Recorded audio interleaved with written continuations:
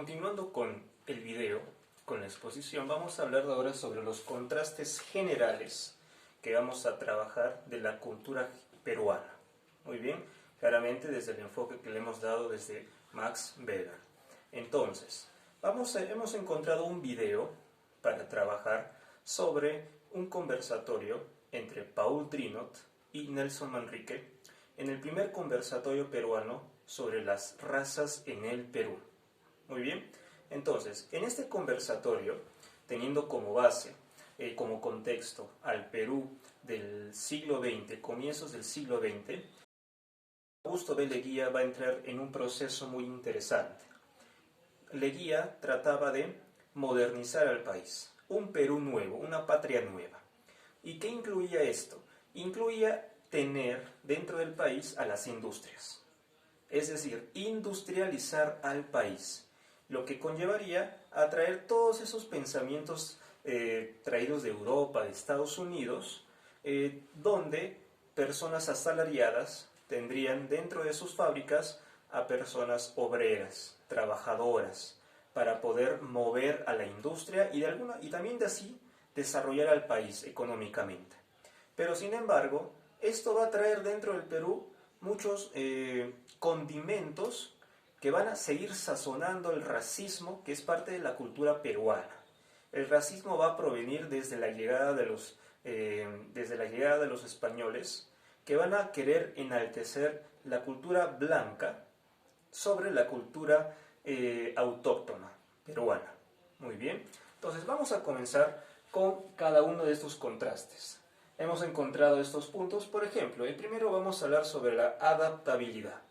Entonces se refiere, ¿qué buscaba el Estado peruano? A que el indio, a que la persona indígena pudiera modernizarse junto al país. ¿De qué forma? Volviéndose un obrero. Entonces, un indio podía perder esa categoría, podría perder su categoría de indio volviéndose un obrero.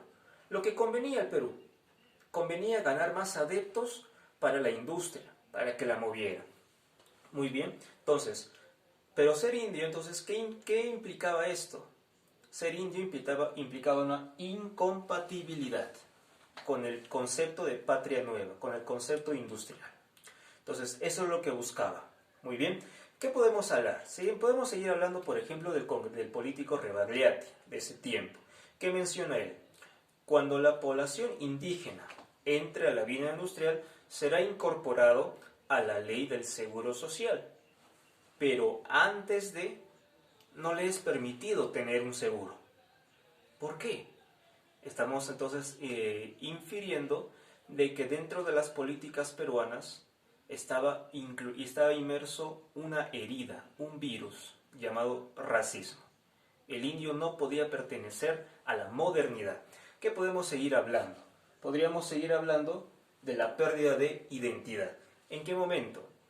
Había un proceso llamado desindigenización. ¿Qué era ese proceso?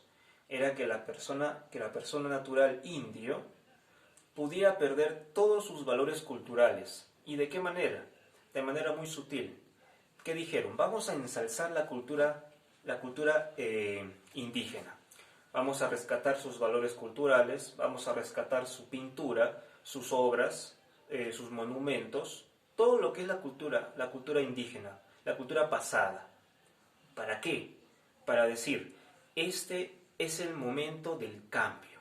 Sí, perfecto, los indígenas tuvieron su momento apoteósico, de un apogeo histórico increíble.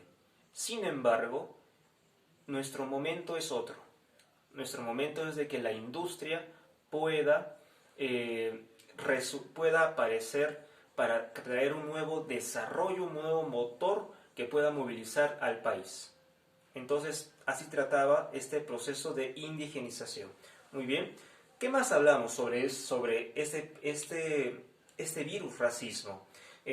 Hablábamos sobre los indios bárbaros que trataban de volverlos blancoides, de blanquinizarlos. ¿Y de qué forma? Pueden ser de dos: obrerizándolos, o sea, de manera cultural, o de manera biológica. vamos a encontrar entonces este punto muy interesante, la inferioridad. ¿En qué sentido?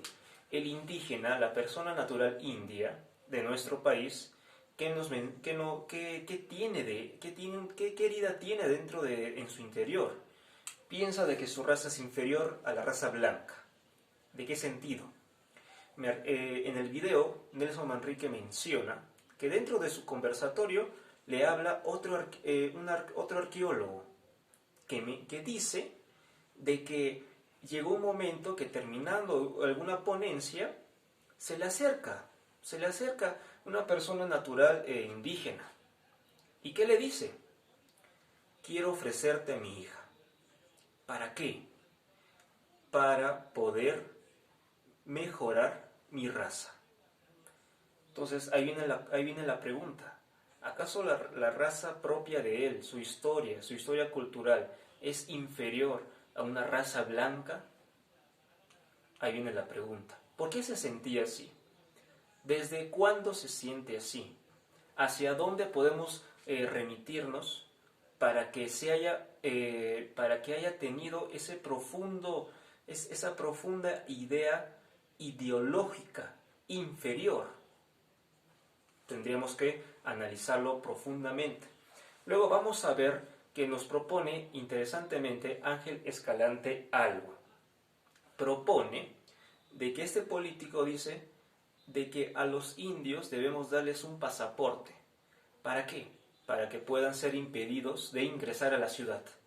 Porque la ciudad estaba en un proceso de que si habían personas indígenas, que estuvieran pobres, que estuvieran deambulando, que no estuvieran haciendo progresar a la ciudad, a la capital y por ende al Perú, entonces no merecían estar allí.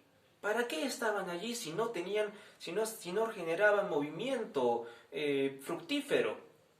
Significaba entonces de que les vamos a dar un pasaporte para que si esta persona quiere ingresar a Lima sea para que sea obrero, para que se obrerice, pero si no, que se regrese a su tierra natal. E incluso eso lo propone en el desarrollo de un ejercicio de cuerpos y ubicación geográfica, donde se menciona ello, que era una propuesta de ley, era una propuesta donde ello mismo, que los pobres indígenas puedan regresar a su tierra natal y esto pagado por el Estado. Entonces vemos que al Estado no le convenía que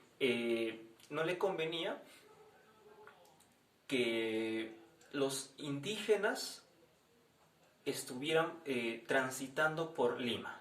No convenía, no era rentable.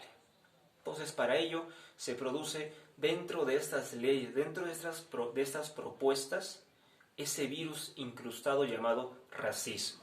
Vamos a hablar también, bueno, aquí incluiríamos, ¿no?, el tema de la repatriación, ¿no? Repatriación interior, ¿correcto? Y luego vamos a ver por último vamos a hablar sobre la exclusión, ¿correcto? ¿Y qué nos interesa de aquí? Proponían de que la cultura indígena era una incultura, atrasaba el modelo que venía trabajándose de Patria Nueva, un proceso industrial. Entonces, como no convenía, era preferible dar algunas leyes para poder trabajarlas. ¿Pero a qué se debía esto? A que el racismo, de alguna forma, era protegido por cierto grupo de gente llamado orden oligárquico. Entonces, recordemos, para el oligarca era necesario el racismo, era favorable, le convenía para que cierto grupo de personas pudieran seguir manteniéndose en el poder y así el racismo, así esa idea de que no, yo soy indio, yo soy indígena, no me conviene ser así, prefiero ser obrero, perdiendo así sus valores, desindigenizarse, olvidarse de su gran pasado histórico, de su gran cultura, de su comida, su vestimenta, sus danzas, su música, su forma de hablar, su dialecto, el lenguaje, perderlo, ¿para qué? Para poder entrar a una cultura que se llamaba en ese momento Mejor, que fue un profundo virus, que fue algo muy indirecto, sin darnos cuenta, que trataba de meterse dentro de la cultura indígena. E incluso es interesante porque esta cultura sobrepasaba la cultura, la población costeña, por lo menos desde entre un 70 de indígenas a un 30% de personas criollas, costeñas. Esto es muy interesante. Ahora, era necesario de que el indígena, bueno, se sintiera inferior y discriminado en su interior profunda. Entonces la única solución de superarla era una mezcla biológica, como ya lo conté al principio. Y entonces llega un momento en el que se produce una crisis. Entonces el racismo, el discurso racista tan indirecto, ya no va a perder valor, y por ende, al perder valor, van a identificar las fuentes de los problemas y de alguna forma tratan de impedir que estas ideas, como proponía Rebagliati y Escalante, se perdiesen. Pero hemos visto en un contraste general de este conversatorio cómo el racismo se involucró en el Perú en inicios del siglo XX.